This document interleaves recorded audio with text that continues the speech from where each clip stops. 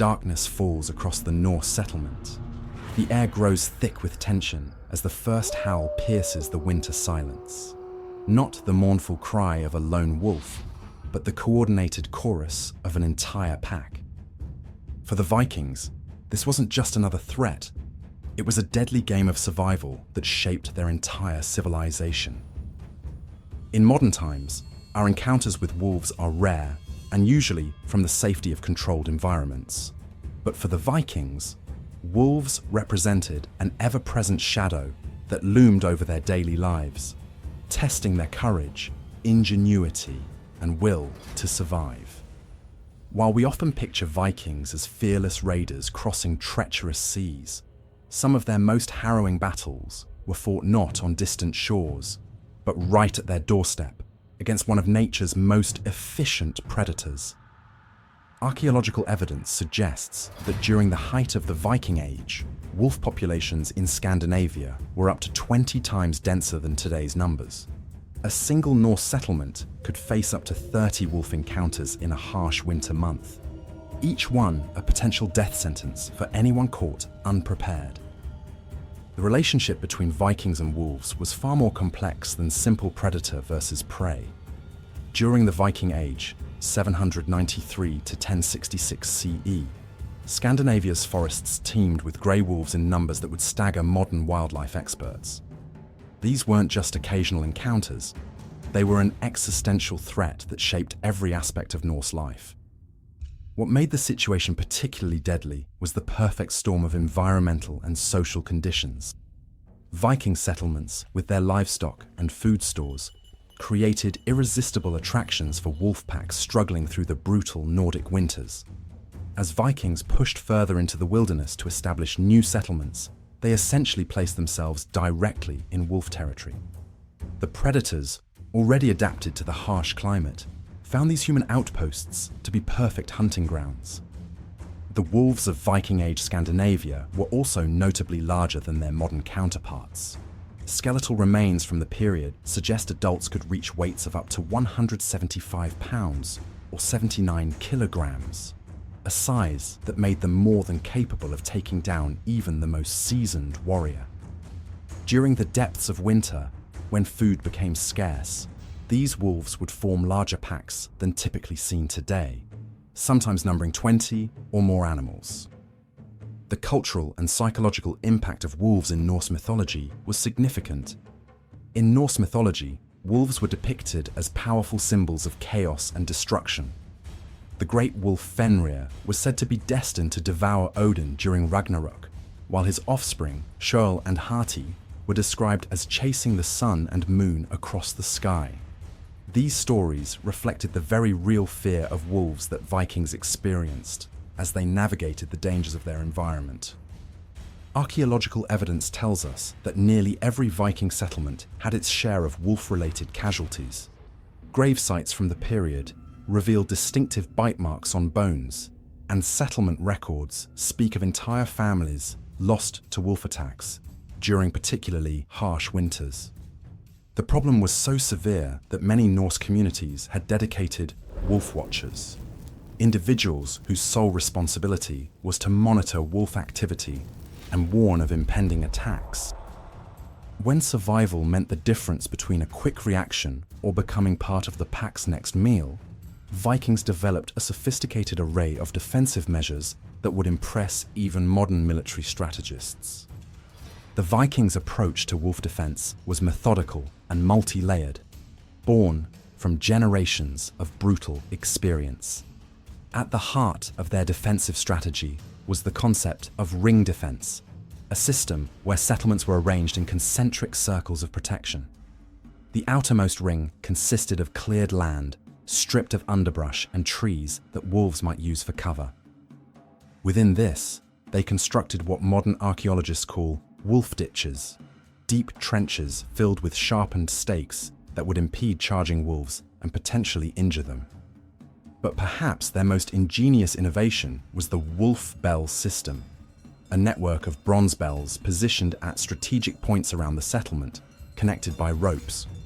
These weren't just simple alarms. They were carefully calibrated to produce specific tones that could communicate the direction and severity of an approaching threat. A single wolf might trigger a different signal than a pack, allowing defenders to respond appropriately. The Vikings also developed specialized weapons for wolf encounters.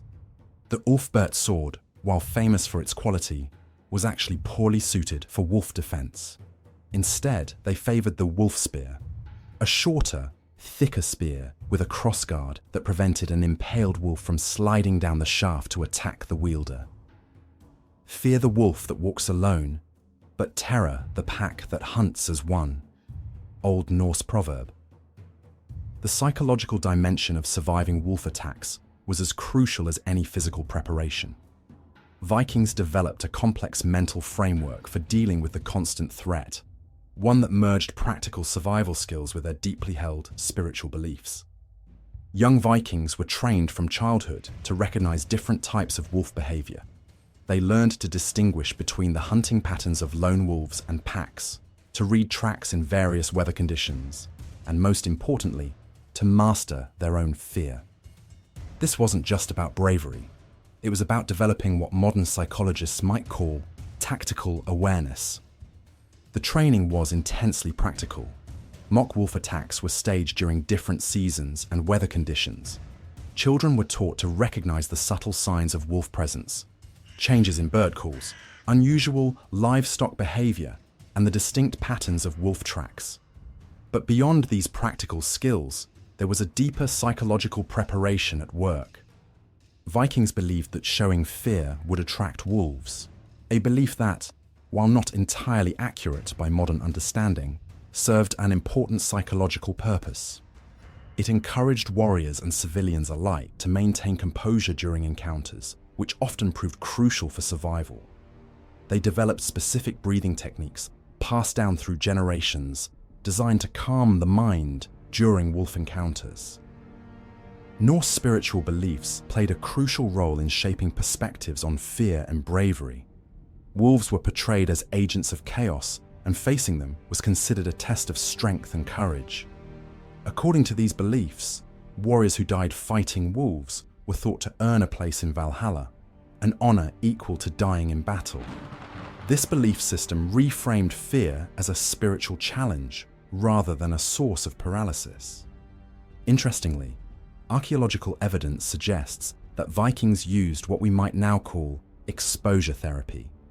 They would keep wolf cubs captured during spring raids, raising them to adulthood.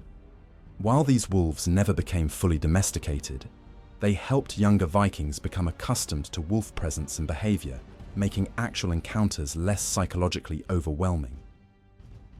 A wolf at the throat is worth two in the woods, Viking battle saying, emphasizing the importance of dealing with immediate threats first. When facing a wolf pack, Vikings employed battle tactics that demonstrated their deep understanding of both predator and prey.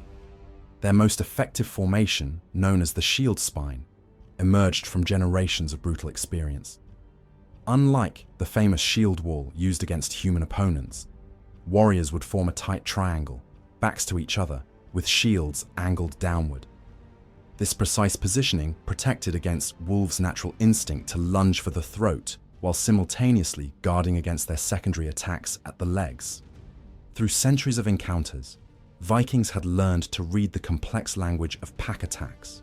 They recognized the subtle difference between a testing strike, where a single wolf would probe their defenses, and the more deadly split force attacks, where packs would coordinate from multiple angles. Most feared was the rush down, a full frontal assault by the entire pack that could overwhelm even the most seasoned warriors. One of their most daring strategies was known as the blood bait gambit.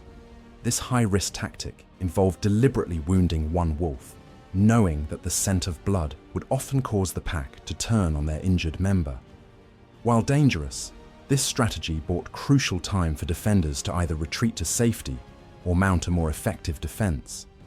Viking wolf defense units operated with remarkable coordination. Each warrior played a specific role, with the most experienced fighters serving as backers, maintaining constant verbal updates about wolf positions to defenders who couldn't turn to look. The most agile warriors, known as springers, would make quick strikes to disrupt coordinated pack attacks, preventing wolves from establishing their preferred attack patterns. The Vikings' technological response to wolf threats revealed an innovative spirit that went far beyond simple weapons and barriers.